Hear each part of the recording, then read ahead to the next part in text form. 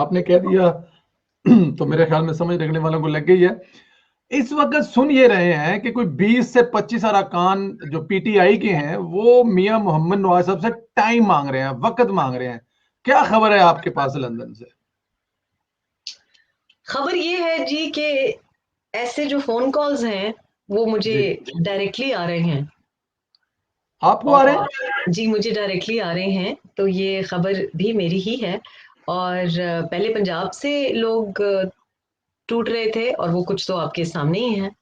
लेकिन अब कोई बड़े नाम जो कि एक्चुअली सियासी तौर पे रिस्पेक्टेबल नाम भी हैं, क्योंकि इमरान साहब ने अपने तो जो लाडले थे, कप्तान थे, लेकिन बहुत से ऐसे लोगों को खैबर पख्तूनख्वा से उन्होंने ऐसे लोगों को उठा के स्टार बना दिया है जो कि जिनके ना हमने नाम सुने थे।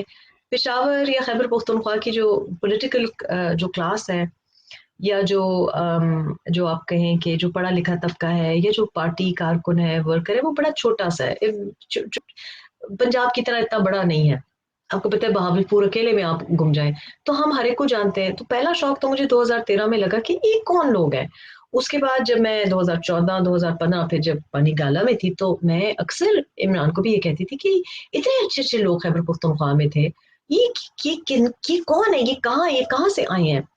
और वही हो रहा है कि जो पुरानी सियासी फैमिलीज हैं, जो वाकई जेन्युइन सियासी वर्कर है, जिसका अपना जेन्युइन वोट है, वो इस बात से डर गए हैं कि अगली दफा तो उनको वो मुंह दिखाने के काबिल नहीं है, वोट कौन देगा।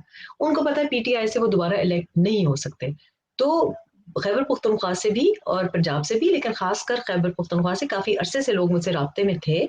और अब उन्होंने कहा है कि कुछ करें, बस बहुत हो गया, क्योंकि अब अगर हम और मजीद इमरान के साथ हमारा नाम रहा तो फिर तो हमारी तो सियासी साख खत्म हो जाएगी।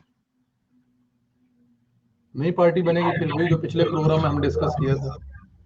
देखिए, इमरान लेस पीटीआई एक हम्म। सर्टनली मुझे हकीकत लग रही है। अलीम खान साहब को आप देखें, किस तरीके से उन पे मेहरबानियां हो रही हैं, किस तरह से उनके वो कह रहे हैं कि जाती मसरूफियात हैं।